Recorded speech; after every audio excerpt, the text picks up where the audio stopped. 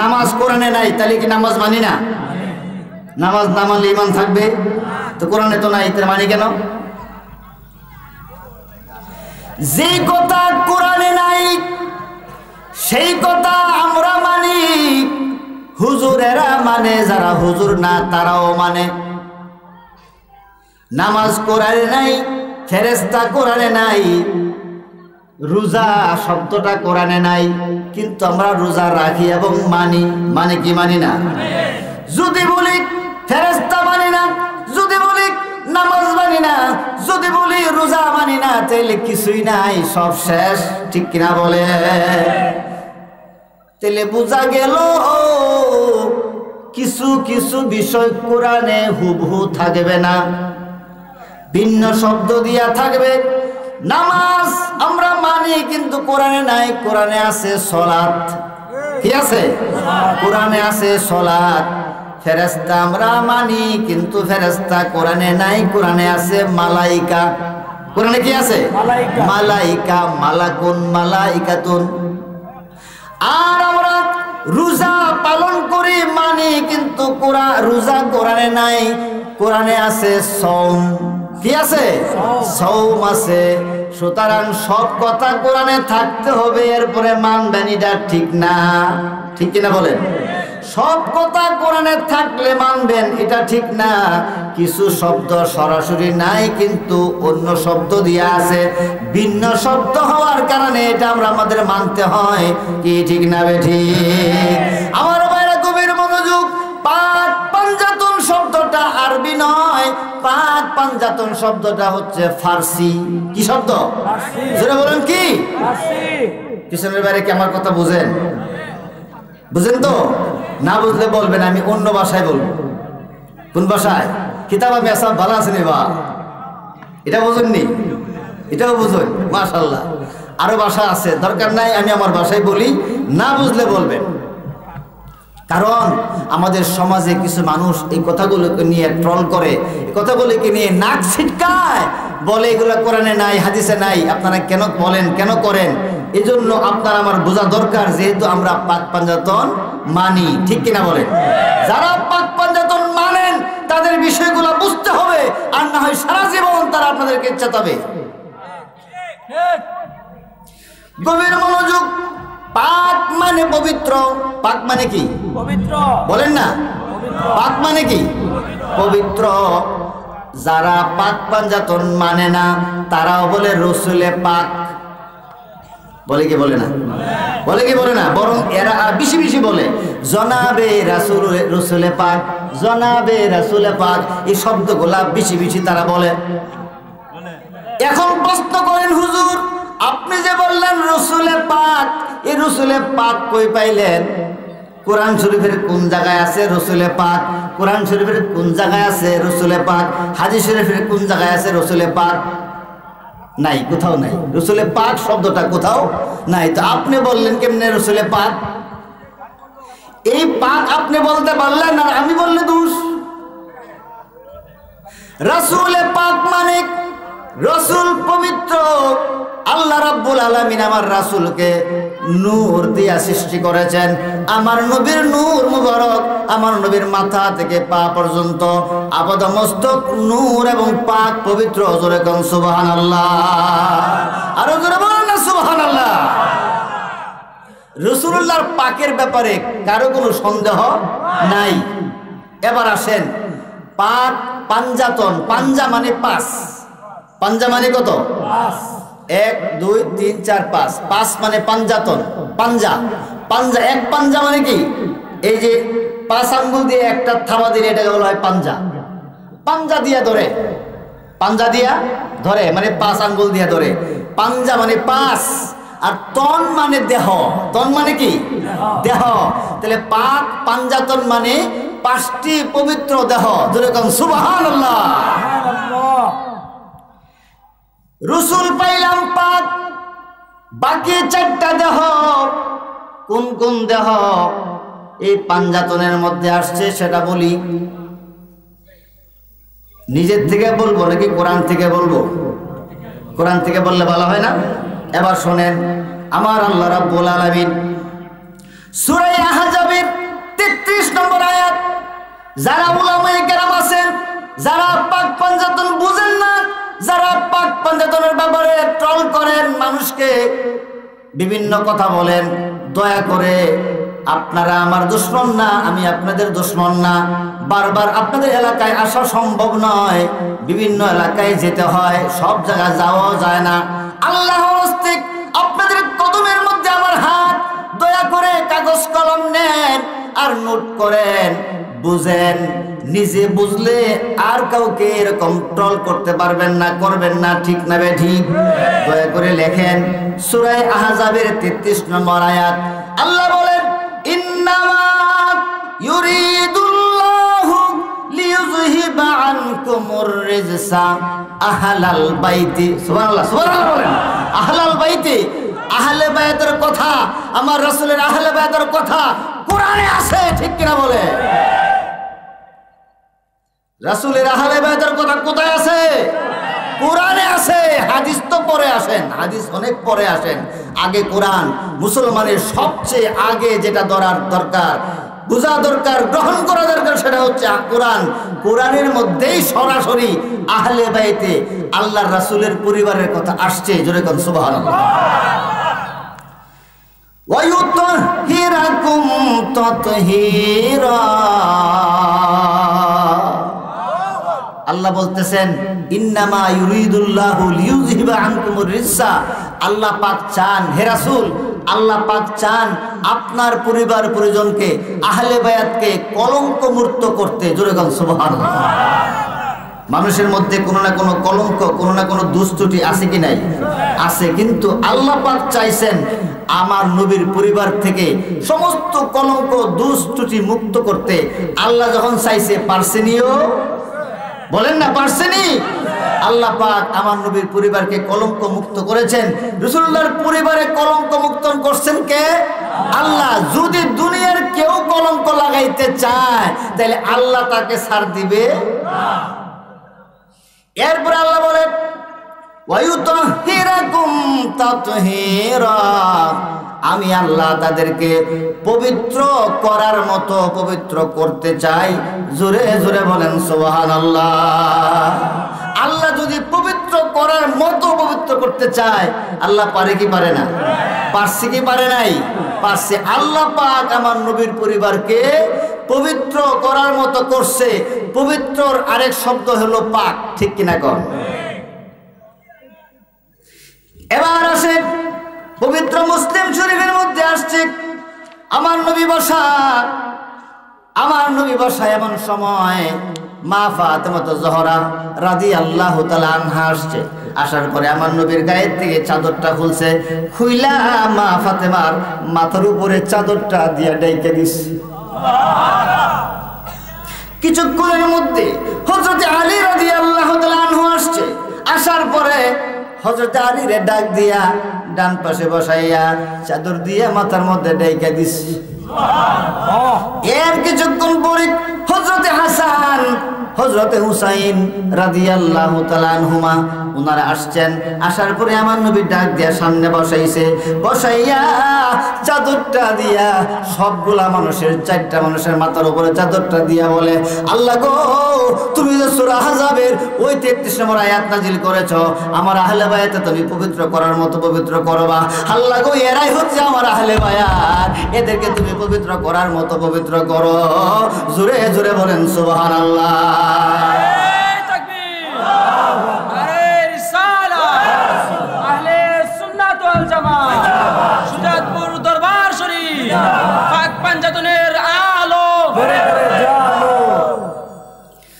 শুধু তাই না আমার ভাইরা, আমার রাসূল বলতেছেন, আল্লাহ তুমি আমার এই আহলে বায়াতকে পবিত্র করো, তুমি ওয়াদা করেছো করবা। আমি আহলে বায়াতকে চাদর দিয়ে ঢেকে দিলাম, পবিত্র করো। আমার আল্লাহ কয়, নবী গো, তোমার চাদরের ভিতরে আমি আজকে থেকে তোমার আহলে বায়াতকে পবিত্র করার মতো পবিত্র করে দিলাম। জোরে কোন আল্লাহু আকবার।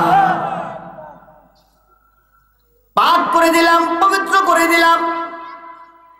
এরপরে রাসূল বলেন, আল্লাহ এ আমার আহলে বায়াতকে যারা ভালোবাসবে তাদেরকে তুমি ভালোবাসো। যারা আমার আহলে বাইতের দুশমনি করবে তুমি তাদের দুশমনি কইরো।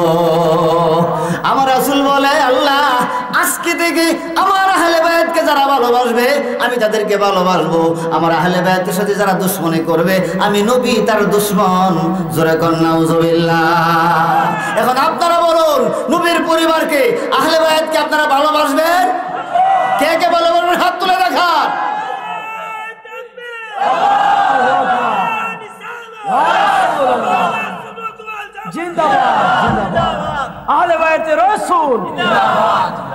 আমার ভাইরা শুধু তাই নয়, পবিত্র কোরআন থেকে কথা বলছি, পবিত্র কোরআন থেকে কথা বলছি। আমার আল্লাহ রাব্বুল আলামিন আমার নবীর চাইতে আমার নবীর পরিবারকে আহলে বায়াতকে পাক পাঞ্জাতনকে আরো বেশি ভালোবাসেন। আল্লাহু আকবার। ভালোবাসার নমুনা প্রমাণ দিচ্ছি কোরআন থেকে দলিল।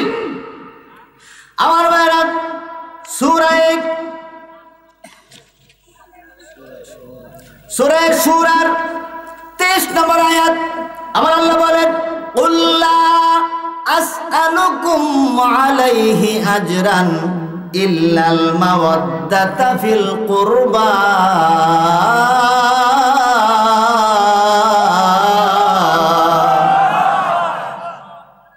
আল্লাহ শিখাই দেন রাসূল গো আপনি বলেন, শিখাই দেখে আল্লাহ শিখাই দেন রাসূল গো আপনি বলেন, কুল আপনি বলেন লা আসআলুকুম আলাইহি আজরান।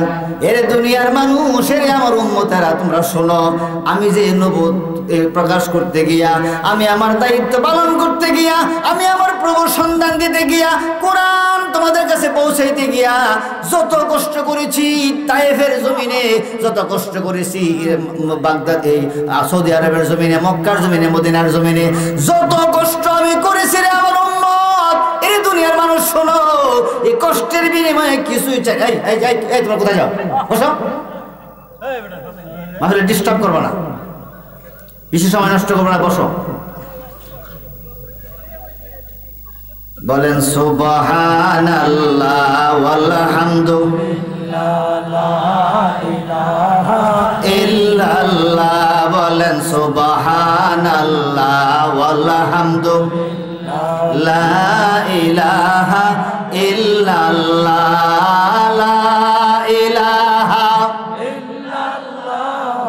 মুহাম্মদ রাসূলুল্লাহ। আওয়াল আখির দুই কুল। আল্লাহু আকবার। আমার দয়াল নবী সৃষ্টির মূল, ঠিক কি না বলে? আওয়াল এবং আখির দুইটা কুল, এর মধ্যে যা কিছু সৃষ্টি করা হয়েছে সব সৃষ্টির মূলে হচ্ছে মুহাম্মাদুর রাসূলুল্লাহ।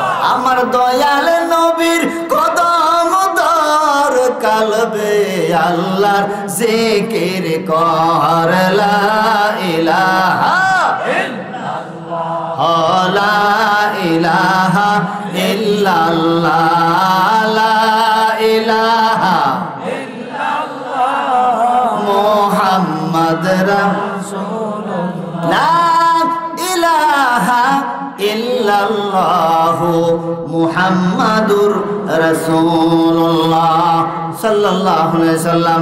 আমার ভাই আমার আল্লাহ বলতেছেন নবী গো আপনি বলেন আপনার উম্মত রে, হে উম্মত আমি যা কিছু করছি এই সব কিছুর বিনিময়ে তোমাদের কাছে কিচ্ছু চাই না, শুধু একটা জিনিস চাই, সেটা হচ্ছে ইল্লাল মাওয়াদ্দাতা ফিল কুরবা।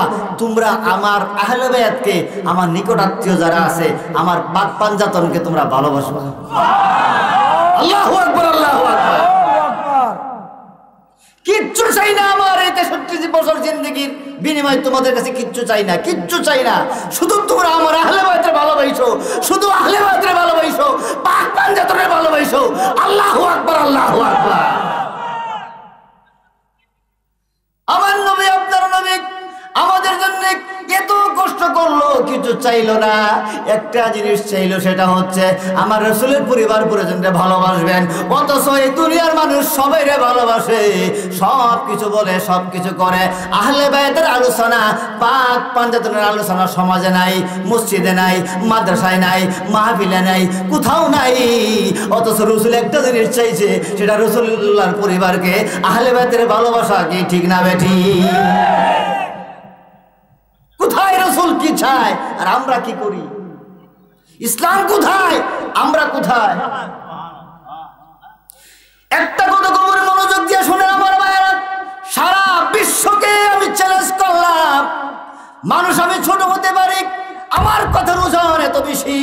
সারা পৃথিবীর যে কোনো আলেমকে চ্যালেঞ্জ করলাম, আমার কথা যদি ভুল প্রমাণ করতে পারে, জীবনে আর কোনোদিন ওয়াজ করব না। আজকে কথা দিলাম। কথাটা হচ্ছে এই, গভীর মনোযোগ। আপনারা যত উলামায়ে কেরাম পৃথিবীতে আছে সবাই জানে এবং মানে, নবীজি বিদায় হজ্জের ভাষণে একটা বক্তব্যে বলেছেন, তারাক্তু ফিকুম আমরাইন, আমি তোমাদের কাছে দুইটা জিনিস রেখে গেলাম। একটা হলো কিতাবুল্লাহ, আরেকটা হলো সুন্নাত রাসূলিহি। আল্লাহর কিতাব আর রাসূলের সুন্নত। নবী নাকি এই কথা বলে গেছে। এটা পৃথিবীর সমস্ত উলামায়ে কেরাম, সমস্ত কিতাবাদি, সব মসজিদ মাদ্রাসায় এটাই পড়ানো হয়। আমরা এটা জানি এবং মানিও। কিন্তু এই বিষয়ে আমি স্পষ্ট ভাষায় বলতে চাই, যদি কোনো আলেম পারেন মায়ের গর্ভে জন্মগ্রহণ করে থাকেন, তাহলে আমি রফিকুল ইসলাম কিশোরগঞ্জের সামনে আইসা প্রমাণ করেন এই হাদিসটা সিয়াসিত্তার কোন কিতাবে নাই। সিয়াসিত্তার বুখারী, মুসলিম, তিরমিজি, নাসাই, আবু দাউদ, ইবনে মাজাহ, এই 6টা বিশ্ববিখ্যাত কিতাবের কোন কিতাবের হাদিস এটা যদি পারেন প্রমাণ করে দেখান। এক নাম্বার পৃথিবী চ্যালেঞ্জ, সিয়াসিত্তার অন্তর্ভুক্ত 6 কিতাবের একটা কিতাব ওই হাদিস নাই। যদি পারেন, আমি যতক্ষণ আছি কেউ দেখায় দেন, জিব্বা কেটে যাবো এখান থেকে। কিন্তু হাদিস আমরা মানি, হাদিস আমরা মানি, কিন্তু সিয়াসিত্তার হাদিস এটা বলা যাবে না, বলতে পারবেন না। অথচ আমরা যখন কোনো দলিল দেই, আপনারা তখন বলেন যে এই কথা তো সিয়াসিত্তার কিতাবে না, এই জন্য মানি না। তাইলে এই কথা কোরআন হাদিসে সিয়াসিত্তার এক নাম্বার। 2 নাম্বার হচ্ছে এর আদি অন্ত বলে দেই, এই হাদিসটা হচ্ছে মুয়াত্তায়ে মালিকের হাদিস। কোন কিতাবে? মুয়াত্তায়ে মালিক একটা কিতাব আছে, সিয়াসিত্তার অনেক দূরে বাহিরে। মুয়াত্তায়ে মালিকের হাদিস 1 নাম্বার, সিয়াসিত্তার ভিতরে নাই। 2 নাম্বার মুয়াত্তায়ে মালিক। 3 নাম্বার হচ্ছে হাদিসটা মুরসাল হাদিস।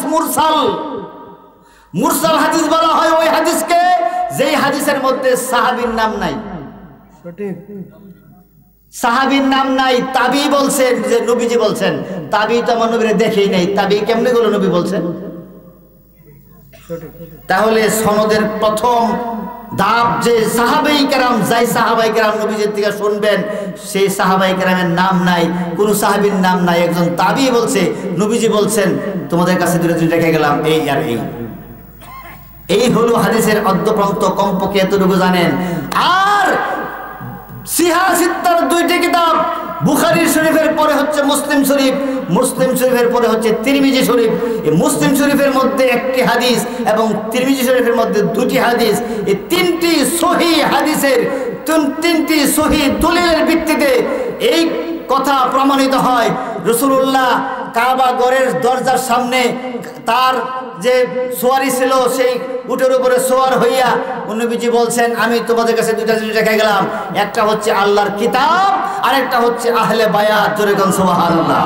নারে তাকবীর, নারে রিসালাত, নারে হায়দারি, পাক পাঞ্জাতন, মাওলানা রফিকুল ইসলাম কিশোরগঞ্জি সাহেব। এখন আপনারা বলেন, আপনাদেরকে বলি এবং যত উলামায়ে কেরাম আছে সবাইকে বলি, যেই কথাটা সিয়াসিত্তার ভিতরে নাই, মুয়াত্তায়ে মালিকের মুরসাল হাদিস, এটা সারা পৃথিবীতে ছড়াই দিলেন।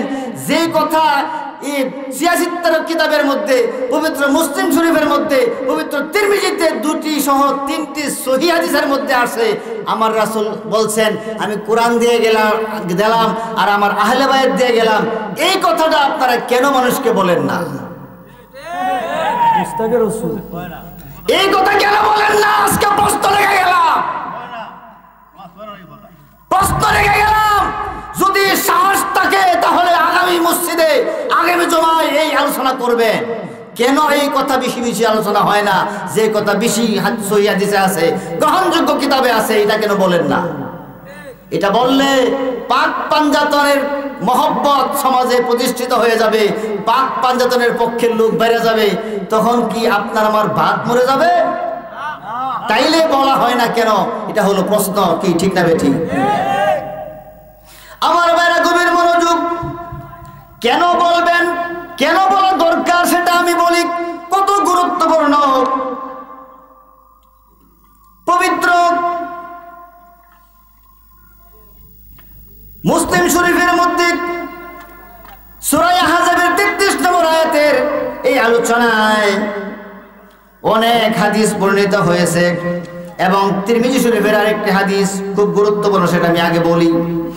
وعن أبي ذر أنه قال وهو آخذ بباب الكعبة سمعت النبي صلى الله عليه وسلم يقول ألا إن مثل أهل بيتي فيكم مثل سفينة نوح من ركبها نجا ومن تخلف عنها هلك رواه أحمد। পবিত্র আহমদ শরীফের একটা হাদিসের মধ্যে বলতেছেন আবু যর রাদিয়াল্লাহু তাআলা আনহু বলতেছেন, উনি কাবা ঘরের দরজার সামনে দাঁড়ায়া, আল্লাহু আকবার, কাবা ঘরের দরজায়। আমার ফেসবুকে যারা আছেন, আমাকে পান দেখবেন, আমার প্রোফাইলের পরেই প্রথম পিন করা যে ছবিটা, ওটা হচ্ছে কাবা ঘরের দরজা, সবার উপরে আমি গুনাহগার। কাবা ঘরের দরজা যে জায়গায় এই আবু যর গিফারী রাদিয়াল্লাহু আনহু যে হাদিস বর্ণনা করছেন, যে জায়গায় দাঁড়ায়া, সেই জায়গায় আমি এই হাদিসকে স্মরণ করে মনে করে এই কাবা ঘরের দরজায় উঠা সবার আগে উপরে হাত দিছি। এই পিকচারটা আমার ফেসবুকের প্রোফাইলে আছে, দেখবেন আপনারা। ওখানে দাঁড়াইয়া আবু যর গিফারী বলতেছে, খোদার কসম, খোদার ঘরের ধরে বলতেছে যে নবীজি বলেছেন ইন্না আহলে বাইতি কাসাফিনাতি নূহিন। নবী বলছেন আমার আহলে বাইত হচ্ছে নূহ আলাইহিস সালামের কিস্তির মতো। জোরে কোন আল্লাহু আকবার, আরো জোরে কোন আল্লাহু আকবার। কেন বলছেন? নূহ আলাইহিস সালামের কিস্তিতে ওই যুগে যারা উঠছিল তারাই শুধু বাঁচছে, যারা উঠে নাই সব ধ্বংস হয়ে গেছে। ঠিক কিনা কোন? আমার রাসূল বুঝাইতেছেন দুনিয়ার মানুষ, ও আমার উম্মত, তোমরা বুঝো রে, তোমরা বুঝো, আমার আহলে বাইত হলো নূহ নবীর কিস্তির মতো রে। কথা ক্লিয়ার করে বলতেছেন, ফামান রাকিবাহা নাজা, যে ব্যক্তি আমার আহলে বায়তেরকে গ্রহণ করবে, যে ব্যক্তি আহলে বায়তের মহব্বত করবে, ওরাই শুধু নাজাত পাবে। ওমান তাখাল্লাফা আনহা হালাকা, যারা তাদের থেকে মুখ ফিরিয়ে নিবে এরা হালাক হয়ে যাবে, ধ্বংস হয়ে যাবে, ধ্বংস হয়ে যাবে। জোরে বলেন নাউজুবিল্লাহ। তাহলে এই রাসূল কি শুধু মক্কাবাসীর জন্য এই কথা বলছে, নাকি সুজাতপুরের মানুষের জন্য বলছে, নাকি হবিগঞ্জের মানুষের জন্য বলছে? সারা পৃথিবীর সব মুসলমানকে টার্গেট করে আমার রাসূল বলেছে, যারা আমার আহলে বায়াতকে গ্রহণ করবে, আহলে বায়াতকে ভালোবাসবে, এরাই শুধু মুক্তি পাবে। যারা এদেরকে মুখ থেকে মুখ ফিরিয়ে নেবে এরা ধ্বংস হয়ে যাবে। যেমনি ভাবে এই নূহ আলাইহিস সালামের কিস্তিতে যারা উঠে নাই এরা ধ্বংস হয়ে গিয়েছিল। ঠিক কিনা বলে? আজকে যারা মসজিদে, মাদ্রাসায়, মাহফিলে আহলে বায়াতের কথা বলেন না, আহলে বায়াতের মহব্বত ধরেন না, এরা ওরকম নূহ নবীর কিস্তির বাইরে যারা ছিল, ধ্বংস হয়ে গিয়েছিল, তারা সেই কাতারে পড়বেন। ঠিক কিনা বলে? আর যারা আহলে বায়াতের পক্ষে থাকবেন, এদের প্রতি মহব্বত রাখবেন, এদেরকে অনুসরণ করবেন, এরা নূহ নবীর কিস্তিতে উঠে যারা নাজাত পেয়েছিল, বাইসা ছিল, তারা এভাবে নূহ নবীর কিস্তিতে উঠে যেমন গেছিল, বাইসা গেছিল, আমরাও সেদিন এই নবীর আহলে বায়াতের মাধ্যমে দুনিয়াতে বাইসা থাকবো ঈমান নিয়ে এবং যাবো আল্লাহর জান্নাতে। ঠিক কিনা বলে? সুতরাং এখন আজকের আলোচনায় আপনারা বলেন, আমি কি কোরআন এবং হাদিসের বাহিরে একটা দলিল কোথাও বলছি? সবকিছু কোরআন এবং হাদিসের দলিল ভিত্তিতে কি বোঝা যায়? এই দুনিয়াতে যত মুসলমান আছে আহলে বায়াতের পক্ষে পাক পাঞ্জাতনের পক্ষে থাকতেই হবে, না থাকার কোনো সুযোগ নাই। থাকা যাবে যদি ধ্বংস হওয়ার ইচ্ছা থাকে। ঠিক কিনা বলে? আমরা কি ধ্বংস হতে চাই না মুক্তি পাইতে চাই? ধ্বংস হতে চাই না মুক্তি পাইতে চাই? কে কে রাসূলুল্লাহর পক্ষে, আহলে বায়াতের পক্ষে থেকে মুক্তি পেতে চাই? হাত তুলে দেখা। নারায়ে তাকবীর, নারায়ে রিসালাত, নারায়ে হায়দারি, পাক পাঞ্জাতন। আল্লাহুম্মা সাল্লি আলা মুহাম্মাদ ওয়া আলা আলি সাইয়্যিদিনা মুহাম্মাদ ওয়া আলা আলি সাইয়্যিদিনা। ভাইজান গো দিলটারে মন নরম করে দেন আর ডেকে ডেকে বলেন ভুলি নাই ও ভুলি নাই ও নবী তোমারে ভুলি নাই ও ভুলি নাই ও নবী তোমারে তুমিও না ভুইলা যাইও আমারে হায়রে তুমি না ভুইলা যাইও রে আল্লাহ হুম্মা সাল্লি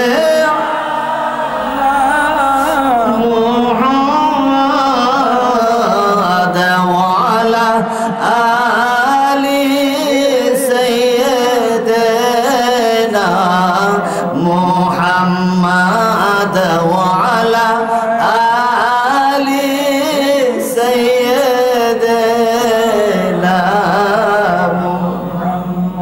কোথায় গেলে পাবো নবী আমি তোমারে আরে কোথায় গেলে পাবো নবী আমি তোমারে ঘুমের ঘরে বইলা যায়ো আমারে হায়রে ঘুমের ঘরে বইলা যায়ো আমারে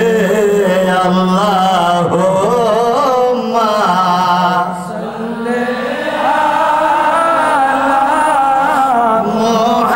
মুহাম্মাদ ওয়া আলা আলি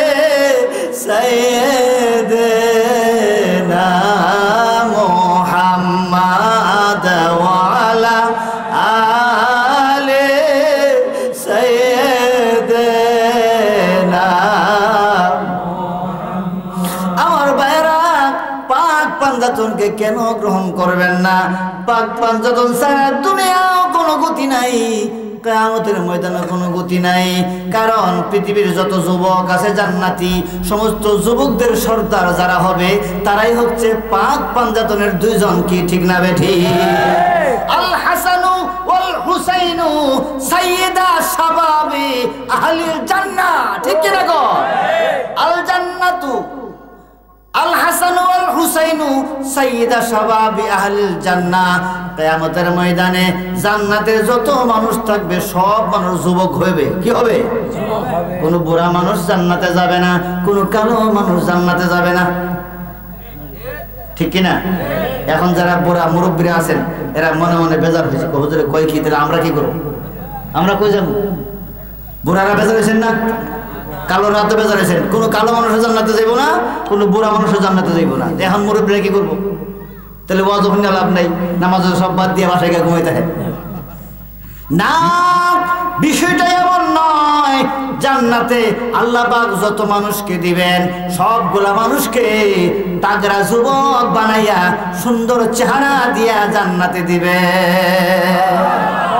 এই সমস্ত যুবকদের জান্নাতে যুবকদের যিনি লিডার হবেন, যারা সর্দার হবেন, যারা নেতা হবেন, যারা এরাই হচ্ছে আহলে বায়াতের লোক, এরাই হচ্ছে পাক পাঞ্জাতের দুইজন ইমাম হাসান এবং হুসাইন।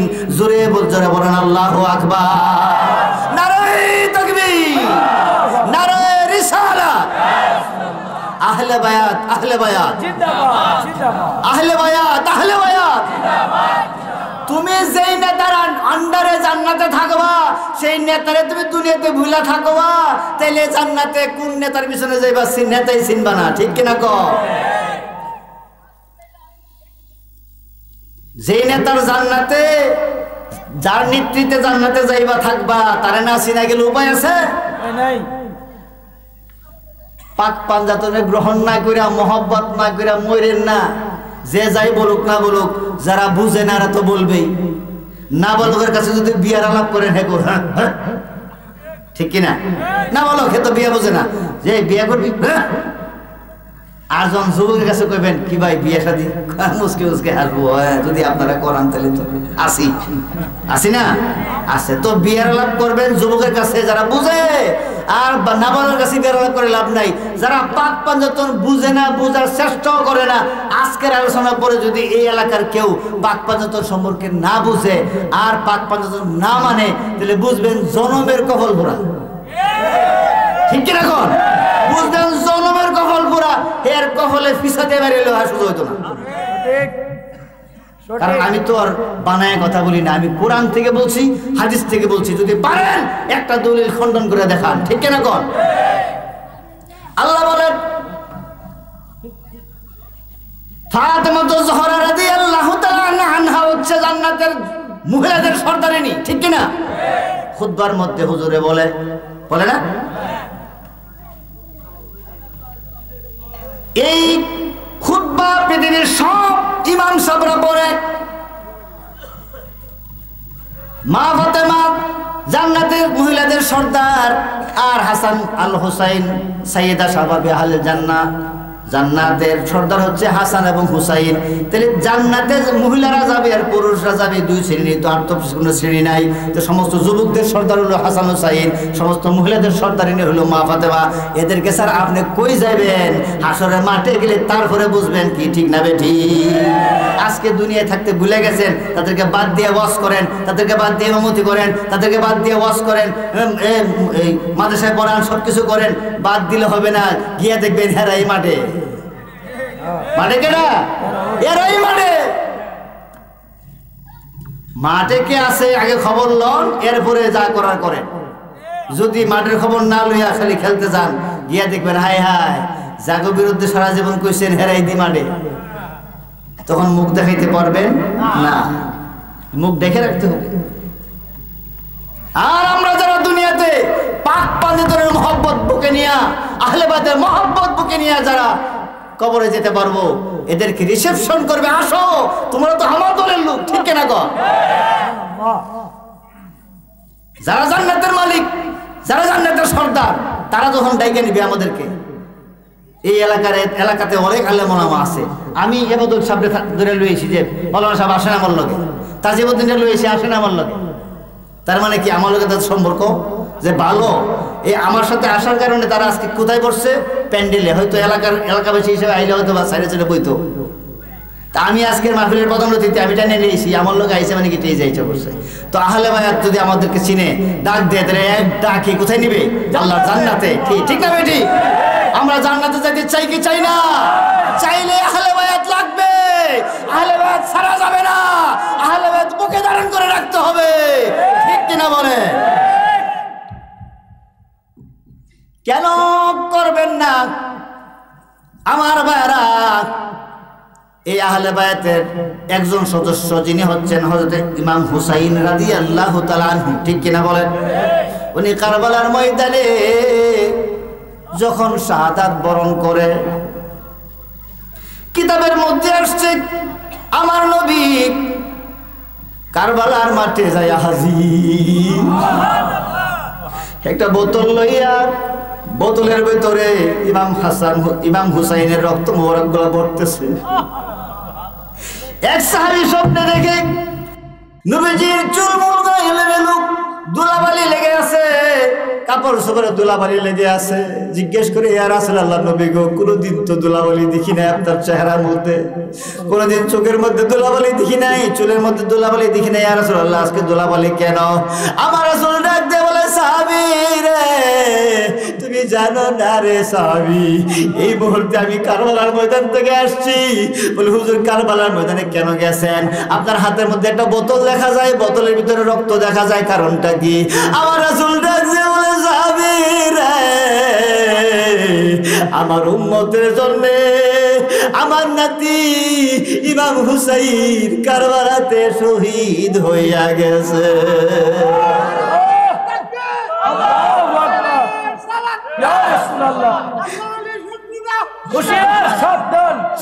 ইয়া রাসূলুল্লাহ, এই রক্ত কার? আমি আমার হুসাইনের রক্তগুলি শিশির ভিতরে বইরা নিয়ে আসছি। ইয়া রাসূলুল্লাহ, কেন নিয়ে আসছেন?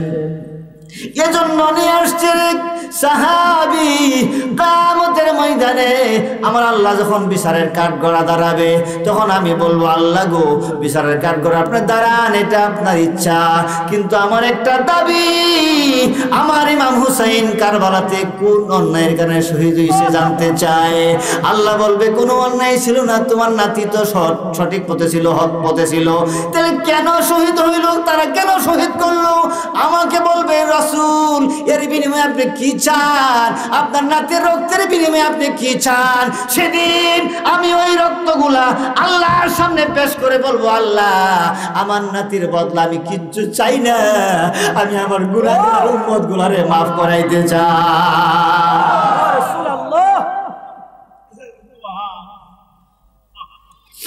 কেন আপনি নবীকে ভালোবাসবেন না?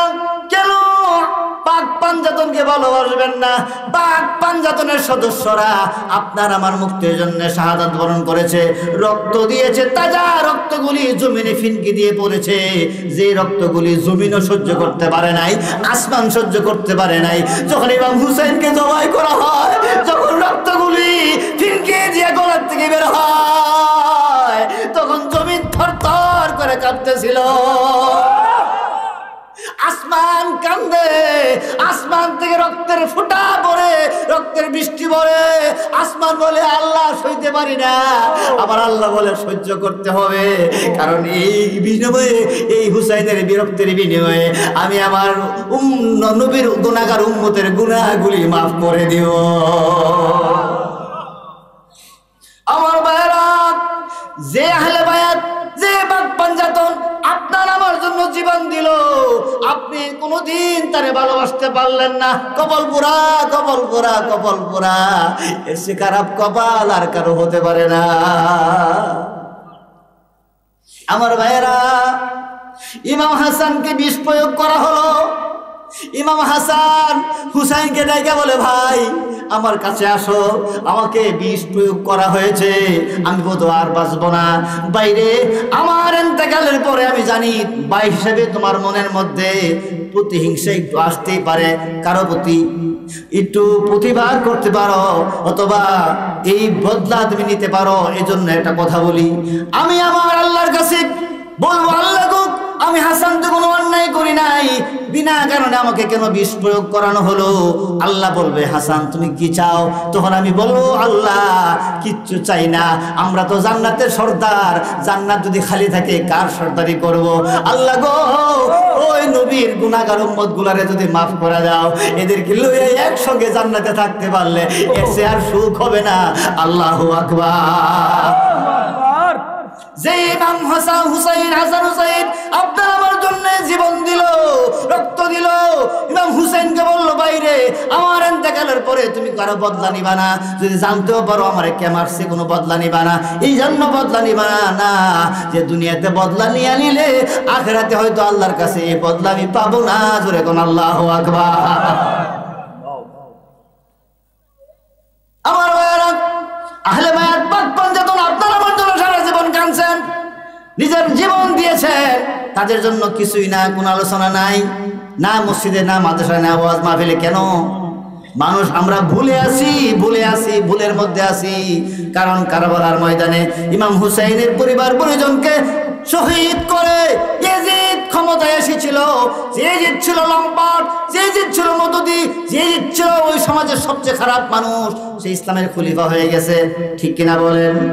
অথচ বর্তমান জামানার কিছু কিছু আলেম বলে ইয়াজিদ রহমতুল্লাহি আলাই। আপনারা শুনছেন না? আছে না, ইউটিউবে এখনো আছে, বলে ইয়াজিদ বলে রহমতুল্লাহি আলাই। কেউ কেউ ইয়াজিদের সাহাবীও বানাই লেখার চেষ্টা করে। আবার কিছুদিন আগে শুনছি এক আহলে হাদিস বক্তা বলতেছে যে আবু জেহেল নাকি মুসলমান ছিল। আমি বলি ওই বেকুফ, আবু জেহেল যদি মুসলমান হয় তাহলে কাফের কারা? পৃথিবীতে আর কোনো কাফের আছে? আবু জেহেল যদি মুসলমান হয় পৃথিবীতে কোনো কাফের নাই। আমরা যখন নবীজির বাড়িতে যাই, নবীজির বাড়িটা আর কাবাগরটা এর ঠিক মাঝামাঝি অবস্থানে আবু জেহেলের বাড়িটা। হাজি সাহেবরা কেউ গেছেন নিয়ে না? আর কেউ আছেন? হাজি সাহেব একজন আছে, সাহেব আছে মাশাআল্লাহ, দুজন আছে মাশাআল্লাহ, ওই যে একজন আছে মাশাআল্লাহ। ঠিক ঠিক না? আমি যে বলছি নবীজির বাড়ি আর কাবাগর এই দুইয়ের ঠিক মাঝামাঝি আবু জেহেলের বাড়িটা। সে বাইরে চেয়ার লিয়ে বইতো, নবীজি যখন এদিকে যাইতো কাবাগরে ফেলে থাকতো মোহাম্মদ এদিকে। নবীজি হের অত্যাচারের ভয়ে এই গালাগালি করবো, ফালাফালি করবো, এটা এটা করবো, এই ভয়ে তার বাড়ির সামনে না আইসা ওই জাবালে আবু কুবাইস চিনছেন নি? বাসা বাড়িটা যেটা জাবালে আবু কুবাইসের কাছ দিয়া ওই সাইড দিয়ে ঘেসা ঘেসা আবু বকর সিদ্দিকের বাড়িতে যাইতো, যেটা বর্তমানে ওয়াশ টাওয়ার, গড়ি টাওয়ার, যেটা বড় বিল্ডিং। এই বিল্ডিং এর ডান পাশে একটা বিল্ডিং আছে, এটার 4 তলার মধ্যে এখন একটা মসজিদ আছে। মসজিদের নাম হলো মসজিদে আবু বকর সিদ্দিক। এটা ছিল আবু বকর সিদ্দিকের বাড়ি। এটা বাড়িটা আগে যা ছিল ওটা ভেঙ্গিয়া এখন প্রাসাদ করে ফেলেছে, বিশাল বড় বিল্ডিং করে ফেলেছে, কিন্তু 4 তলার মধ্যে একটা মসজিদ রাখছে, মসজিদ আবু বকর সিদ্দিক। জোরে কোন সুবহানাল্লাহ। আবু বকর সিদ্দিকের বাড়িতে আসতো যাইতো ওই সাইড দিয়ে, এর ডরে, এর জুলুম অত্যাচারে জাবালে আবু কুবাইসে গিয়েছে, গিয়া বলতেছে মোহাম্মদ দাঁড়াও। বলে কি দাঁড়াইছে? তুমি যদি সত্য নবী হও, ওই দেখো উপরে চাঁদ দেখা যায়, যদি চাঁদ রে 2 টুকরা করতে পারো তাহলে কালমা পরে মুসলমান হব। আমার নবী মুস্কি মুস্কি হাসে, পাইছি আজকে। কারণ আমার নবী জানে চাঁদে 2 টুকরা করতে পারবে কি পারবে না? পারবে কি পারবে না? কয় চাচা ঠিকই কইছেন। বলে হ্যাঁ। চাচা মানে এলাকার চাচা। অনেকে মনে করে আবু জাহেল বুঝি আমার নবীর আপন চাচা। না, আমার নবীর আপন চাচা না। আমার নবীর বাপ আব্দুল্লাহ 10 ভাই, এই 10 ভাইয়ের মধ্যে আবু জাহেলের নাম নাই। এলাকার চাচা, এলাকার চাচা। আরে আবু জাহেল আমার নবীর আপন চাচা ওই কেমনে হইতে পারে না? এমন খারাপ লোক আমার নবীর চাচা হইতে পারে না। তালাশ করে দেখবেন সে আপন চাচা না, এলাকার চাচা। তো এলাকার চাচা বলতেছে চাচা হাসাই কইছেন? বলে হ। তো ঠিক আছে, আঙ্গুল দিয়ে ইশারা করলেন, শাহাদাত আঙ্গুল। কোন আঙ্গুল? কোন আঙ্গুল? কথা বলে না। শাহাদাত আঙ্গুল। দেখবেন পীর সাহেব যারা, আল্লাহর ওলি যারা, এরা শাহাদাত আঙ্গুল কলবে লাগায়। যারা মুরিদ, পীর মুরিদ দেখছেন নি কোনো সময়? পীর মুরিদদের দেখবেন পীর সাহেব মুরিদের কলবের মধ্যে এই আঙ্গুলটা লাগাইব। এই আঙ্গুলের মধ্যে রহমত আছে, বরকত আছে, হিকমত আছে। সুবহানাল্লাহ কোন না? পীরের আর মুরিদরা বুঝে, যারা পীর মুরিদি করেন বা বুঝেন, জানেন, এরা বুঝেন। কারণ এই শাহাদাত আঙ্গুল দিয়া অনেক কিছু করা যায়। নবীজি 2 টুকরা করছে। আর বড় ভাই আব্দুল কাদের জিলানী নদীর ভিতর থেকে 12 বছর পরে বরযাত্রী সহ জামাই বউ 12 বছর পরে আঙ্গুলের এই আঙ্গুলের ইশারায় উঠে আইছে। আল্লাহু আকবার, আল্লাহু আকবার বলেন। আল্লাহর ওলিদের কারামতি। আর বর্তমান উলামায়ে কেরাম কি বলে? আল্লাহর ওলিরা এরা এই আঙ্গুল দিয়া, এই কলবের মধ্যে যখন আঙ্গুল লাগায়া সবক দিয়া দেয়, এই খুশায় মুর্দা দিল জিন্দা হইয়া দিলে আল্লাহর জিকির জারি হয়ে যায়। অনেক হিকমত আছে, ওদিকে যাব না। আমাদের দিক যে কত দিক আছে, আমরা কোন দিকে আপনাদেরকে বলবো, কোন দিকে বোঝাবো? এই 1 ঘন্টা 2 ঘন্টা 5 ঘন্টার সময় আসলে বোঝাবার কোনো পথই নাই। তাহলে একটু ইঙ্গিত ইশারা দেওয়া যায়, যেটা ব্রেনে আসে। তো আসলে সাবজেক্ট ওটা না, সাবজেক্ট হলো ওইটা যে এই যে আমার রাসূল 2 টুকরা টান দিয়া বলে রে চাঁদ এদিকে আয়, আঙ্গুল দিয়ে ইশারা দিছে, আসছে, ইশারা দিছে, 2 টুকরা হয়েছে। মন হইতেছে যেন আবু জাহেলের উপরে এসে পড়ে যাবো। এখন আবু জাহেল খালি এমন এমন করে। নবী কয় কি হয়েছে? চাচা কি হয়েছে? তোমার সাথে ঠেকাও, তাড়াতাড়ি সরা, আমার তো ভয় লাগে। সুবহানাল্লাহ। আমার নবী আবার ইশারা দিলেন, চাঁদ আবার জোড়া লাগিয়া উপরে চলে গেল। আবু জাহেল এবার চোখের মধ্যে এমন করে কয়, মোহাম্মদ এতদিন ভাবতাম তুমি শুধু জমিনে জাদু লাগাইতে পারো, এখন দেখি আসমানও জাদু লাগাইতে পারো। একদিন কায়ে কোয়া কিয়া আবু জাহেল নে কাহা, आई मोहम्मद कहा दीजिए हाथ के अंदर है किया, बोलते ही कंकरी कलमा तो पर उठी मगर नूर नाला नूर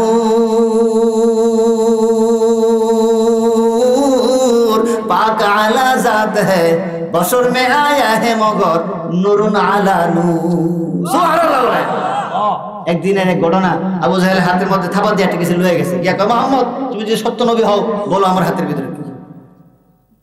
কত বড় ফাজিল দেখেন। আচ্ছা এটা কি কোনো বলার কথা? কিছু একটা থাবা দিয়ে লইছে, লইয়া কয় বলো আমার হাতের ভিতরে কি। আমার রাসূল তো এই ছোট খাটো নবী না, কি বলে আমার নবী বলে আবু জাহেল আমি বলবো নাকি তোমার হাতের ভিতরে যা আছে সেটা বলবে? আবু জাহেল তুমি বলতে পারবো না, আবার আমার হাতের ভিতরে যা আছে সেটা বলবে কেমনে? ও তুমি দেখো আমার নবী ডাক দিয়ে বলে আবু জাহেলের হাতের ভিতরের পাথর রে, আল্লাহু আকবার আল্লাহু আকবার, আবু জাহেলের হাতের ভিতরের পাথর রে বলে দে আমি নবীকে। সঙ্গে সঙ্গে আবু জাহেলের হাতের ভিতরের পাথর ডাক দিয়ে বলে লা ইলাহা ইল্লাল্লাহু মুহাম্মাদুর রাসূলুল্লাহ সাল্লাল্লাহু আলাইহি সাল্লাম। এত জ্বালান জ্বালাইছে, বুঝছি তুমি বুঝি আমার হাতের ভিতরেও জাদু লাগাই দিয়েছো। মানে তার কপালে কি নাই? হেদায়েত নাই। এজন্য আল্লাহ করা তুই আমার নবীর দুশমনী করছস, তোর দুনিয়াতে লানতের ব্যবস্থা করতেছি। যারা তাই ইয়াতে যান, বদরে যান, বদরে গিয়া দেখবেন একটা পাথরের স্তূপ মাঠের মাঝখানে। কি ওই পাথরের স্তূপ কে লেগে এনো? ওই এনে আবু জাহেল মরছিল। আবু জাহেলের মুআজ আর মুআব্বিস বাচ্চাদের ছেলে এদের হত্যা করছিল। যে যাহে একটা পাথর লইয়া এই জায়গায় মারে। নাউজুবিল্লাহ কর না। এর চেয়ে আরো ভয়ানক হইল মক্কার আবু জাহেলের যে বাড়ি আছে, বর্তমানে বাদশার টয়লেট বানাই দিছে। দুনিয়ার সব হাজিরে গিয়ে প্রস্রাব করে পায়খানা করে। হাজির আমি তো মাঝে মধ্যে উমরার হাজি নিয়া কাফেলা নিয়ে উমরা যাই, মাঝে মধ্যে বছরে 2-3 বার যাই আলহামদুলিল্লাহ। যদি আপনাদের এলাকা থেকে কেউ উমরা যাইতে চান, হজে যাইতে চান, ইনশাল্লাহ আমি আমার সাথে যোগাযোগ করবেন। ভাইয়া আছে, তারপর আমাদের এলাকা আপনাদের এলাকায় কিছু ভাইরা আছে আমাদের মসজিদে এলাকাতে নামাজ পড়ায় আমার মসজিদে, এদের যোগাযোগ করবেন। তো ওখানে গেলে পরে এরা হাজি সাহেবরা বলে যে হুজুর দিয়েছি, হুজুর কি দিয়েছেন? করতেছি। আরে কি দিয়েছেন? কোথায় প্রস্রাব পায়খানা করে আইছি? কই করছেন? আবু জাহেল বাড়িতে ভালো করছেন। নবীর সাথে দুশমনী করার কারণে আল্লাহ পাক সারা পৃথিবীর মুসলমানকে দিয়া আবু জাহেলের কপালে প্রস্রাব করায়, পায়খানা করায়, ঠিক কিনা কর? অথচ সে ছিল সেখানকার সবচেয়ে বড় ধনী। আর সবচেয়ে গরিব মানুষ ছিল আবু বকর সিদ্দিক, সবচেয়ে গরিব মানুষ ছিল হযরত আলী। এরা সব দান কইরা সদকা কইরা একটা ঋষি হয়ে গিয়েছিল। অথচ পৃথিবীর সব মানুষ যখন আবু বকর সিদ্দিকের নাম শুনে তখন অন্তরে তাদের ভিতরে মহব্বত পয়দা হয়ে যায়, ঠিক কিনা কর? যখন আলীর নাম শুনে ভিতরে মহব্বত পয়দা হয়, ওমরের নাম শুনে মহব্বত পয়দা হয়, বেলালের নাম শুনে মহব্বত পয়দা হয়, ঠিক কিনা কর? আরে এদের না বাদ দেন না, মদিনার নাম শুনলে তো মায়া লাগে, লাগে কি লাগে না? এই জন্য আমি মাঝে মধ্যে বলি কি মায়া লাগাইলা ও মদিনায় আমারে, কি মায়া। পারে না, ও পারে না। আমি বলি আইটা যায়, বল না আইটা যায়, এটা পারেন কিন্তু কন্যা আর কি বুঝছি আমি, এটা বুঝে গেছি। এখন আমি আগেরটা বলি কি মায়া লাগাইলা ও মদিনায় আমারে, কি মায়া। ওই কোনার বাইরে আমরা বুঝে না আমার ভাষা, আপনারা বুঝেন তো বলেন না কি মায়া লাগাইলা ও মদিনায় আমারে, কি মায়া। আরে অন্তরে মোর প্রেমের অনল, কিসের অনল? অন্তরে মোর প্রেমের অনল জ্বালাইছে আমারে, কি মায়া লাগাইলা ও মদিনায় আমারে, কি মায়া। হাত তুলেন, হাত তুলেন, বলেন কি মায়া লাগাইলা ও মদিনায় আমারে, কি মায়া লাগাইলা ও মদিনায় আমারে। অন্তরে মোর প্রেমের অনল, অন্তরে মোর প্রেমের অনল চালাইছে আমারে, কি মায়া লাগাইলা ও মদিনায় আমারে, কি মায়া লাগাইলা ও মদিনায়। আমার বাবা তাজিমউদ্দিন একটা গান কমেছে মধ্যে, ও মদিনা রে সকল সুখ বুঝি তোর কপালে, ও মদিনা রে সকল সুখ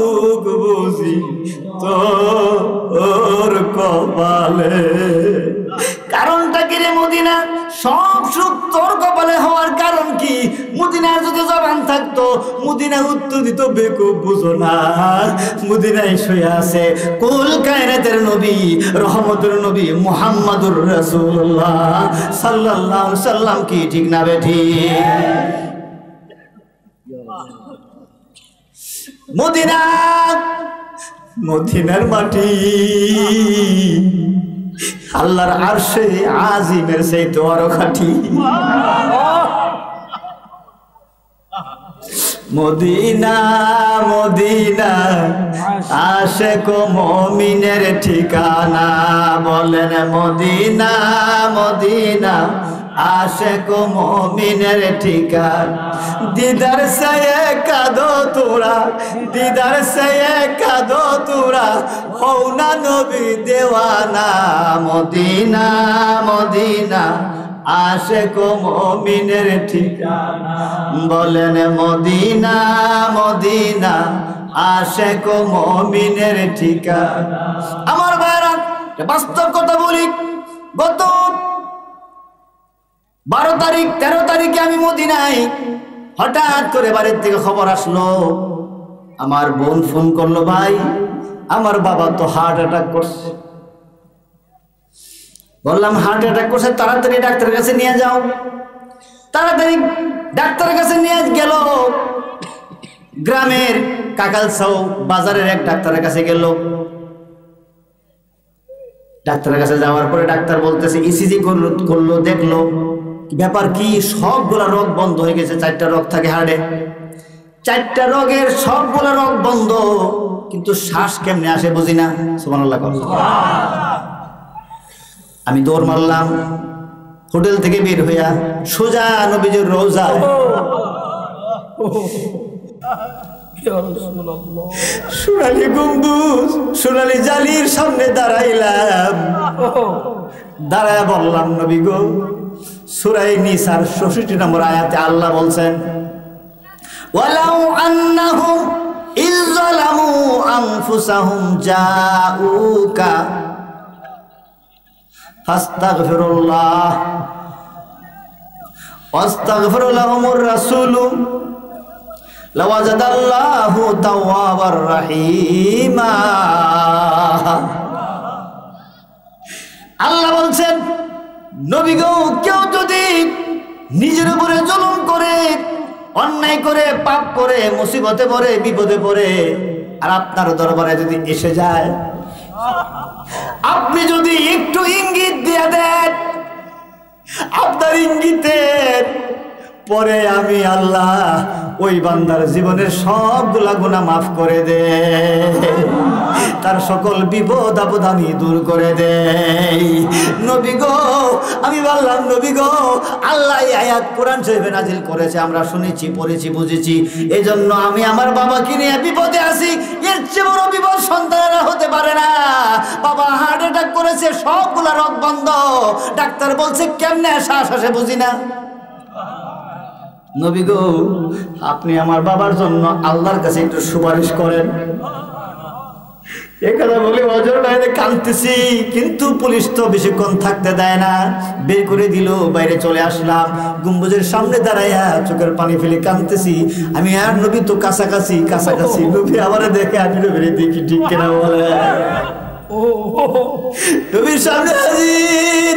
নবী গো, খোদার কাছে আপনি বলেন, আপনি বললেই নাকি আমার আল্লাহ আমার দোয়া কবুল করবে। আমার আব্বাকে ওইখান থেকে নিয়ে গেল হবিগঞ্জ। হবিগঞ্জে ডাক্তার বললো একই কথা, সব রোগ বন্ধ, কেমনে শ্বাস আসে বুঝি না। ঠিক আছে, অক্সিজেন লাগাই দিই, তাড়াতাড়ি লয়ে যান সিলেট উসমানী মেডিকেল কলেজ হাসপাতালে। আর বলতেছে যেতে পারবেন কিনা, যেতে পারবেন কিনা আমি শিওর না, মনে হয় আবার বাসায় ফিরে চলে যেতে হবে, উনি আর বাঁচবে না, শিওর দিয়ে দিছে। আমি রোজার সামনে থেকে সরি নাই। আমি বলছি, ইয়া রাসূলুল্লাহ, আমি আপনার দরবারে আসছি, আল্লাহকে পাইতে হলে আপনার দরবারের উপরে আর কোনো দরবার নাই, আর কোনো দরবার নাই, আপনার দরবারে আসছি, আমার বাবার জন্য আপনি বলেন। আমার বাবা গেল মেডিকেল হাসপাতালে, আমি ওখানে আসি। মেডিকেল হাসপাতালে নেওয়ার পরে ডাক্তার একই কথা, সব বন্ধ, শ্বাস কেমনে আসে। ইঞ্জেকশন দিল, ইঞ্জেকশন দেওয়ার পরে ঘুমায় গেল। ঘুমানোর 1-1.5 ঘন্টা পরে ঘুম থেকে উঠলো। উঠার পরে আমার বোনকে বলতেছে, আমার সেলিনা মদিনায় আছে, ভিডিও কল লাগাই দাও, আমার সন্তানের সঙ্গে আমি কথা বলবো। ভিডিও কলে আমার বাবার সঙ্গে কথা বললাম, আমি রেকর্ড রেখেছি। আমার মনে হচ্ছে আমার বাবা অসুস্থই না, আমার বাবার কিছুই হয় নাই। ডাক্তার আসছে বিকালবেলা, আইসা দেখে তার সব রোগ খুলে গেছে, কোনো সমস্যাই হাড়ের মধ্যে নাই। আল্লাহু আকবার, আল্লাহু আকবার, ইয়া রাসূলুল্লাহ।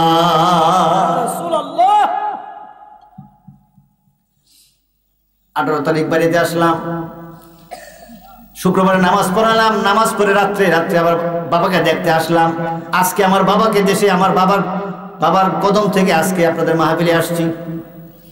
আজকে আবার ডাক্তার কাছে নিয়ে গেলাম, আবার ইসিজি করলাম। ডাক্তার বলে হার্ট অ্যাটাক যে হয়েছে এমন কোনো নমুনাই এখানে নাই। আল্লাহু আকবার।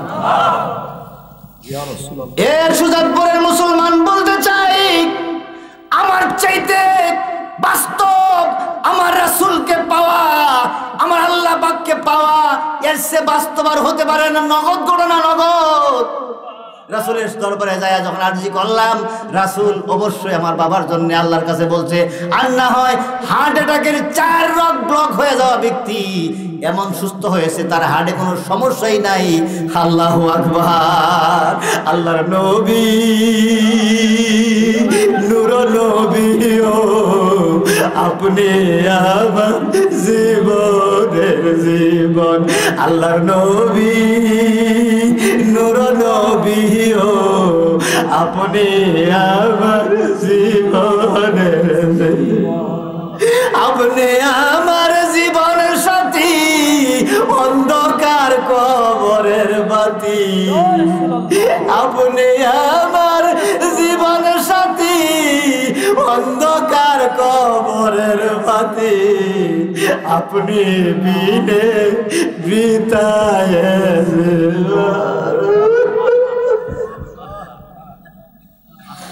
ইয়া রাসূলুল্লাহ, ইয়া রাসূলুল্লাহ, ইয়া রাসূলুল্লাহ, ইয়া রাসূলুল্লাহ। কেমনে বুঝাবো রে মুসলমান, কেমনে আমার নবীর মহব্বত বুঝাবো? আমার নবী নাকি মরে গেছে, আমার নবী নাকি কিছুই শুনতে পায় না, কিছুই করতে পারে না, এমন কথাও আপনার আমার মসজিদের অনেক ইমাম সাহেবরা মুসল্লিদেরকে বোঝায়। তাফসীর ইবনে কাসির রাহমাতুল্লাহ আলাইহি, ইবনে কাসির রাহমাতুল্লাহ আলাইহি তাফসীর ইবনে কাসিরের মধ্যে উল্লেখ করেন, হযরতে তুতবি রাহমাতুল্লাহ আলাইহি নবীজির রোজার পাশে বসা। এমন সময় একটা বেদুইন আসছে, আয়েশা নবীজির রোজার সামনে বসছে, বৈশা সূরা নিসার এই 66 নম্বর আয়াত তেলাওয়াত করছে, ওয়ালাউ আন্নাহুম ইযলামু আনফুসাহুম জাউকা। এই আয়াত তেলাওয়াত করছে, তেলাওয়াত করে বলতেছে, ইয়া রাসূলুল্লাহ, নবী গো, আল্লাহর কোরআনে পাইছি আপনার কাছে আয়েশা যদি আল্লাহর কাছে দোয়া করি, আপনি যদি সুপারিশ করে দেন তাহলে দোয়া কবুল হয়।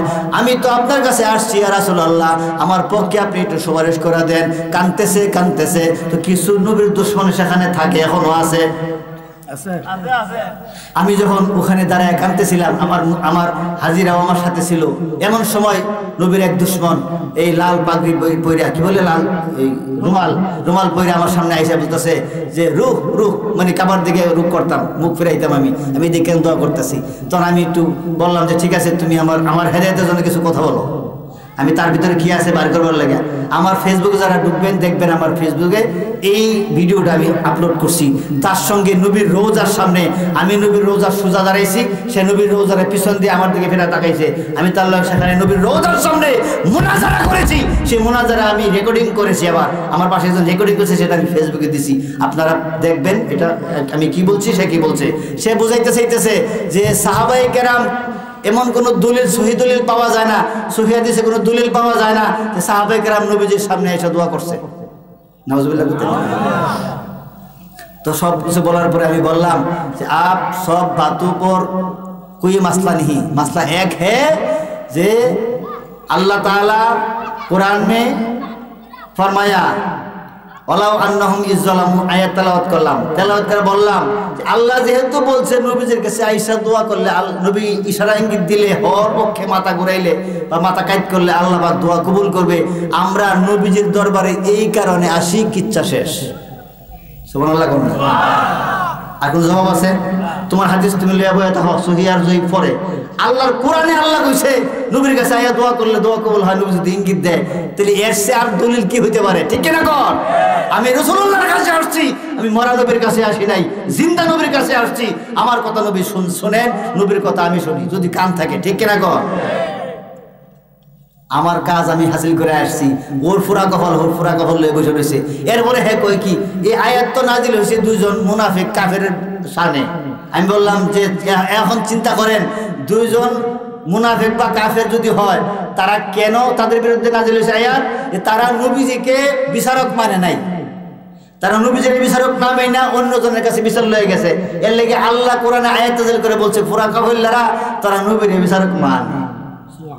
এখন যদি কাফেরকে আর মুনাফিককে যদি আল্লাহ নবীর কাছে আসতে কয়, আমরা মুসলমান, আমাদের তো এমনি আসা দরকার। ঠিক কিনা বলে? সুতরাং নবীর দরবার থেকে আমাদেরকে ফেরাবার কোনো শক্তি আল্লাহ পাকের দুনিয়াতে কাউরে বানাই নাই। ঠিক কিনা কর? আমরা নবীর দরবারে আসি, থাকবো যতক্ষণ জীবনে জান থাকবে, রক্ত থাকবে, ততক্ষণ নবীর কদমে আসি কি নাই? আসি কি নাই? কে কে আসি হাত তুলে দেখা।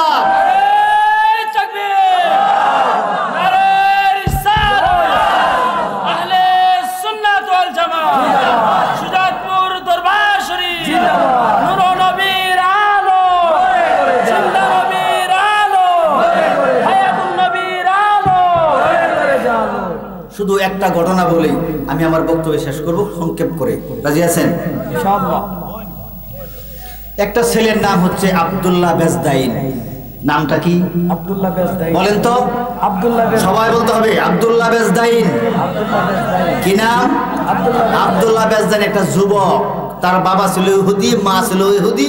সে আমার নবীর কাছে মাঝে মধ্যে যাইতো। আমার নবী যখন যুবক বয়স, এখনো নবুয়ত আল্লাহ পাক দুনিয়াতে নবুয়ত ওইভাবে 40 বছরে যে নবুয়ত বুঝাই দিয়েছে সেটা দেয় নাই। আমার নবী তো আগে থেকে নবী, 40 বছরে যে কোরআন নাজিল হয়েছে। এই যে একটা সমস্যা এই সমাজে, কয় 40 বছরে নবী হয়েছে। আরে না, নাউজুবিল্লাহ মিন যালিক। আমার নবী কুনতু নাবিয়্যা ওয়া আদম বাইনার রূহি ওয়াল জাসাদ। আদম যখন পানি মাটিতে মিশ্রিত ছিল, শরীর হয় নাই, তখন আমার নবী। ঠিক কিনা কর? 40 বছরে কোরআন নাজিল শুরু হয়েছে। কি হয়েছে? এটারে গোলায় কয় 40 বছর বলে আমার নবী হয়েছে না। 40 বছর বয়সে আমার নবীর উপরে কোরআন নাজিল শুরু হয়েছে। ঠিক কিনা বলে?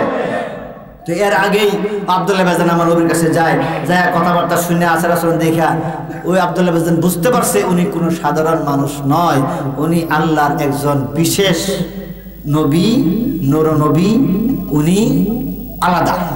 এটা অন্ততপক্ষে সে বুঝতে পারছে। বুঝা সে একদিন যায় বলতেছে, ইয়া রাসূলুল্লাহ আমারে কালমা পড়ে মুসলমান বানায় দেন। লা ইলাহা ইল্লাল্লাহু মুহাম্মাদুর রাসূলুল্লাহ সাল্লাল্লাহু আলাইহি সাল্লাম। খবর ছড়াই গেছে। কি হয়েছে?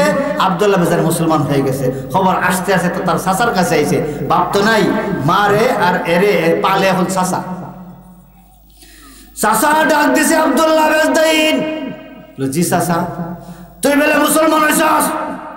জি চাচা হইছি। কি পাইছস তুই? আব্দুল্লাহ বেজদান চোখের পানি ছেড়ে দিয়া কয়, চাচা রে আমি যা পাইছি রে চাচা, তুমি যদি যাও মুহাম্মদের কাছে তুমিও পাইবা। আমার মন বলছে তুমি যাইবা না, চলো আমার সঙ্গে একবার যাইলে বুঝতে পারবা আমি নবী মুহাম্মদের কাছে কি পাইছি। জোরে কোন সুবহানাল্লাহ।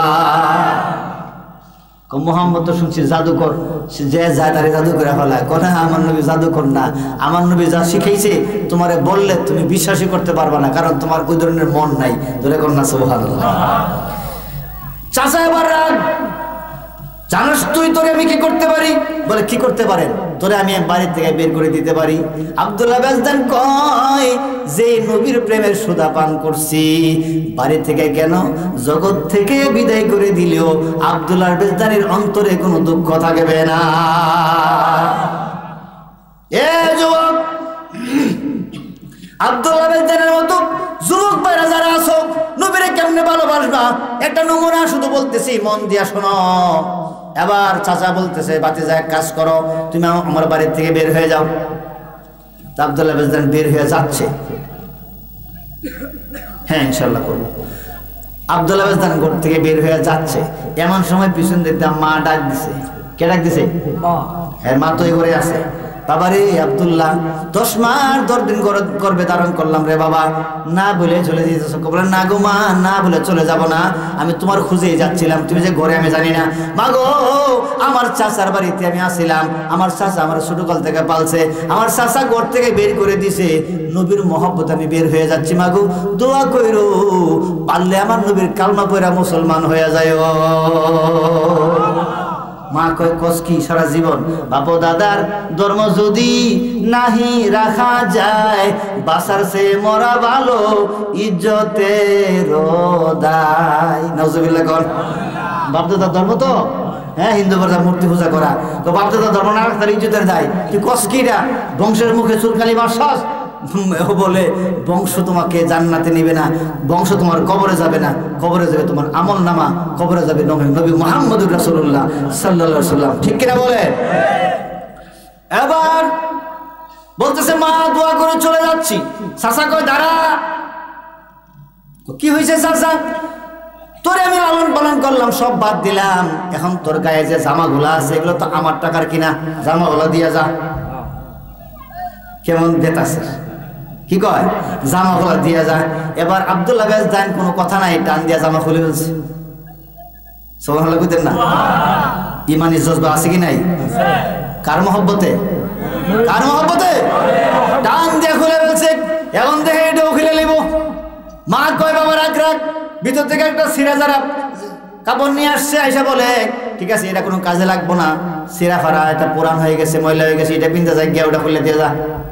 এবার ওটা খুলে দিয়া পুরান সিরা ফেরাটা পিনছে, পিন্দা কানতে কানতে বাইরে হয়ে যায়। মা কয় তোর নবী তোর এটাই শিখাইছে? কর না মা, আমার নবী যা শিখাইছে তুমি একটু শুনবা, আমি ভুলে যাই। বলে বলো।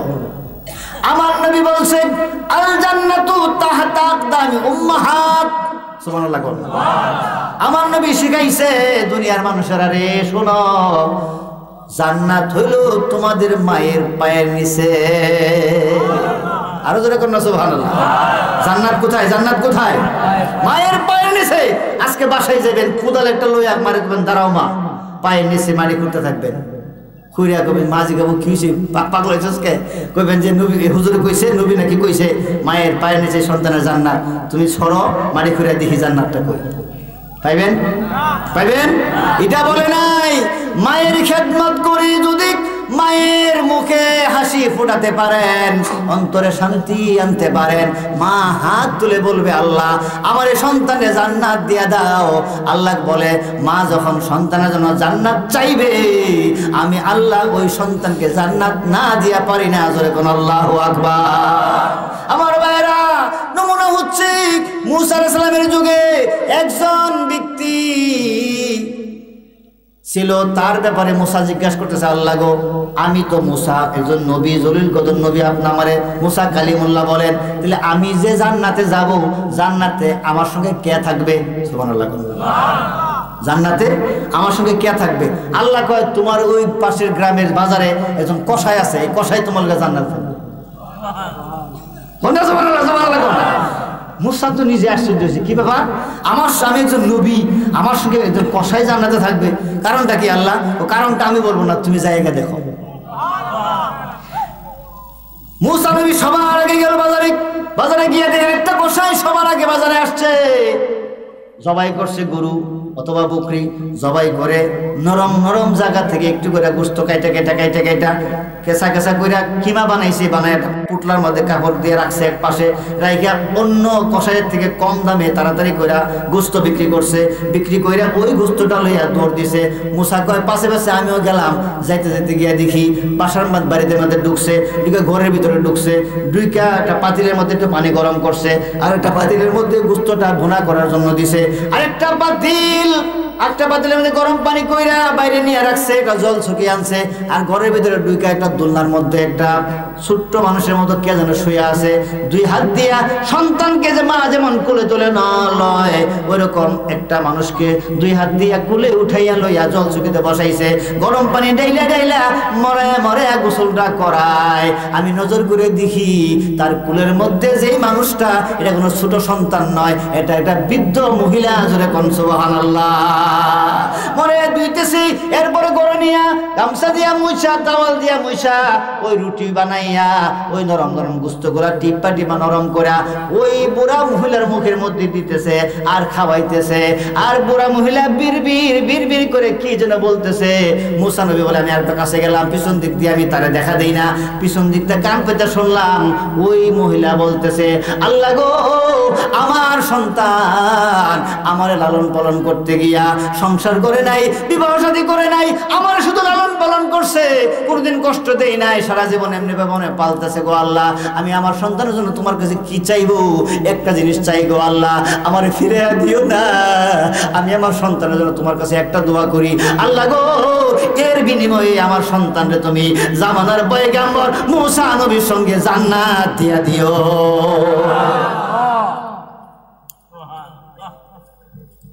মুসা তো আমি বুঝার বাকি নাই, আমি দৌড় দিয়ে চলে আসলাম সামনে, আইসা বললাম, আমার দোস্ত, আমার বন্ধু, আমার জান্নাতের সাথী।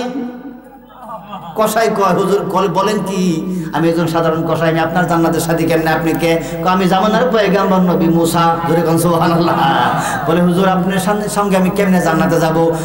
বলে, একটু আগে তোমার মা যে দোয়া করছে, এই দোয়া আমার আল্লাহ পাক কবুল করে ফেলছে। মা বাবারই কথা মতো যেজন চলে না, বলেন, মা বাবার কথা মতো যেজন চলে না, আল্লাহ রাসূলের দয়া তারা পাবে না। বলেন, আল্লাহ রাসূলের দয়া বোঝার জানি কে কইতো? বৈরবী। আল্লাহ পাক তারা জান্নাত নসিব করুন, বলেন আমিন। তো মায়ের দোয়া আমার নবী আমারে শিখাইছে। ওই যে আব্দুল্লাহ বাজদান, মনে আছে না আপনাদের? আব্দুল্লাহ বাজদান তারা মারে বলতেছে, আমার নবী তো এগুলো শিখাইছে, মায়ের পদতলে জান্নাত। মাগো, তুমি যদি মুসলমান হও তাহলে আমি তোমাকে এইভাবে লালন পালন করবো, সম্মান করবো, শ্রদ্ধা করবো, সেবা যত্ন করবো।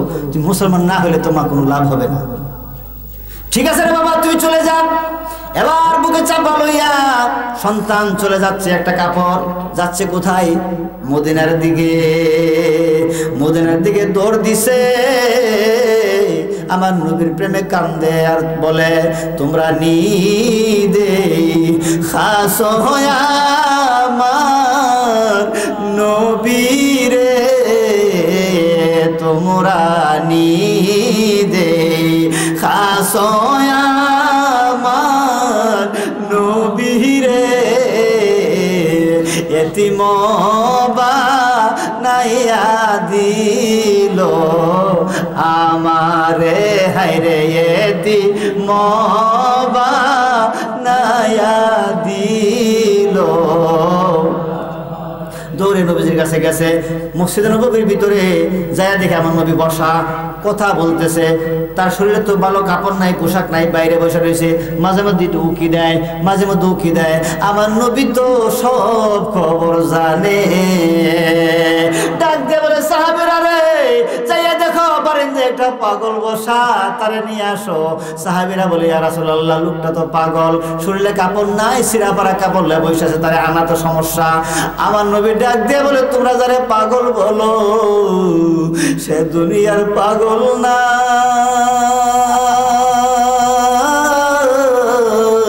সে হইল তোমার নবীজির পাগল। ডাক দিয়া টান দিয়া নিয়ে আসো। নিয়ে আসার পরে আমার নবীর সামনে এসে বলতেছে, আব্দুল্লাহ বাজদান, নবী গো, আজকে থেকে আমার মাও নাই, আমার বাবাও নাই, আমার সংসার নাই, কিছু নাই, ধন নাই, সম্পত্তি নাই, বাড়ি নাই, ঘর নাই। আমার নবী টান দিয়া বুকে ধরে ধরে, রে আব্দুল্লাহ বাজদান রে বাবা, কে বলছো তোর কেউ নাই?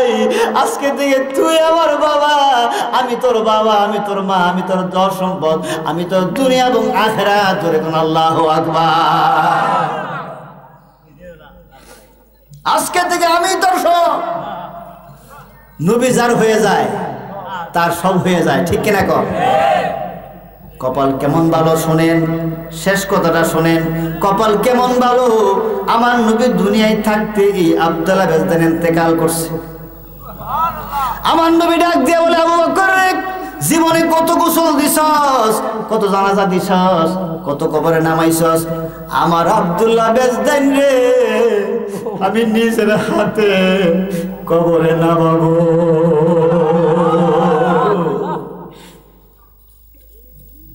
জানাজা হয়ে গেল, কাফন হয়ে গেল, আমার নবী কবরে গেছে। রাহমাতুল লিল আলামিন কবরে নাইমা গেছে। দুটা হাত বাড়ায় আবু বকর বলে, আবু বকর আমার আব্দুল্লাহ বেজদান রে আমার কোলে দে।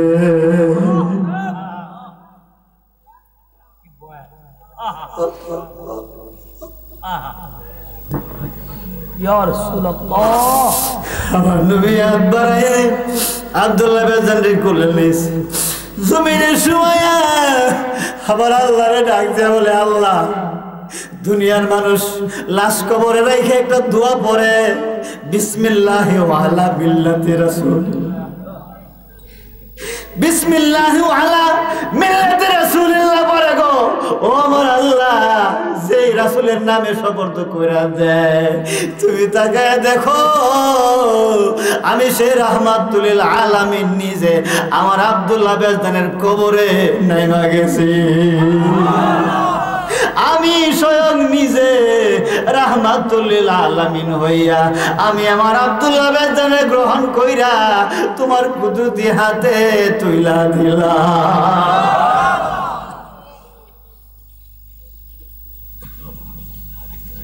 এর চাইতে ভাগ্যওয়ালা মানুষ, এর চাইতে ভালো কপালওয়ালা মানুষ পৃথিবী থেকে আর হতে পারে? নবীজির গোলামের কোনো চিন্তা নাই, চলো নবীজির জিয়ারতে মদিনাতে যাই। নবীজির গোলামের কোনো চিন্তা নাই, চলো নবীজির জিয়ারতে মদিনাতে যায়। মদিনায় সব সুখ, মদিনায় সব সুখ। নবীজি বলছেন যে সাপ যেমন গর্তের ভিতরে ঢুকে, ইসলাম সারা দুনিয়াতে সরায় ঘুরে ফিরে আবার মদিনায় এসে ঢুকবে। সুবহানাল্লাহ। আর এই জন্য ইমাম মেহেদী আলাইহিস সালাম মক্কা মদিনায় প্রকাশ হবে, নবীর রওজা থেকেই শুরু করবে। আবার সত্য ইসলাম যেই এজিদ কারবালার প্রান্তরে ইমাম হুসাইনকে শহীদ করে, নবী পরিবারকে শহীদ করে ইসলামের খলিফা হয়েছিল, রাজতন্ত্র ঘোষণা করছিল। আরব বিশ্বে এই এজিদি রাজতন্ত্র আজও আছে, ঠিক কিনা? আজ পর্যন্ত আরব বিশ্বে ইজিদের সেই রাজতন্ত্রই আসে। তার মানে কি বোঝা গেল? পৃথিবীতে রাষ্ট্রীয় ইসলাম গুলা হচ্ছে ইজিদি ইসলাম। আর ইমাম হুসাইনের সেই কারবালার প্রান্তরের সত্য ইসলাম ইমাম জয়নুল আবেদিনের মাধ্যমে সারা পৃথিবীতে শুধু উলিয়ায়ে আউলিয়ায়ে কেরাম যারা আল্লাহর উলি যারা, এরা বুকে ধারণ করে সিনায় সত্য ইসলাম পৃথিবীতে প্রচার করতেছেন। এর ধারাবাহিকতায় সর্বশেষ নবীর পরিবারের ইমাম মেহেদী আলাইহিস সালাম দুনিয়াতে আইসা সেই কারবালার প্রান্তরে সেই সত্য ইসলাম দুনিয়াতে আবার জিন্দা করবেন, আবার জিন্দা করবেন, আবার জিন্দা করবেন। আমরা সেই সত্য ইসলামের সৈনিক, ঠিক কিনা বলেন? ওলি আল্লাহর প্রেমিক, নবীর মহব্বতের প্রেমিক, আহলে বাইতের প্রেমিক, পাক পঞ্জাতনের প্রেমিক ইমাম মেহেদীর মাধ্যমে সত্য ইসলাম আবার পৃথিবীতে প্রতিষ্ঠা হবে। তখন কোনো অভাব থাকবে না, তখন কোনো দুঃখ থাকবে না, কোনো কষ্ট থাকবে না, কোনো দলাদলি থাকবে না, কোনো ফালাফালি থাকবে না। সবাই এক কথায় থাকবে, এক মতে থাকবে। ইমাম মেহেদীর মত, ইমাম মেহেদী হচ্ছে নবীজির সত্য ইসলামের, নবীজির বংশের লোক হবে। তার সেই সত্য ইসলাম আবার পৃথিবীতে কায়েম জারি করবে। আমরা সেই ইসলামে যেন আসতে পারি, থাকতে পারি। আমরা না পাইলেও আমাদের বংশ প্রজন্ম, আমাদের সন্তানরা যেন এই সত্য ইসলামকে বুকে ধারণ করে থাকতে পারে, মৃত্যু পর্যন্ত যেন থাকতে পারে, সেই দোয়া আল্লাহর কাছে করি। সবাই বলেন আমিন।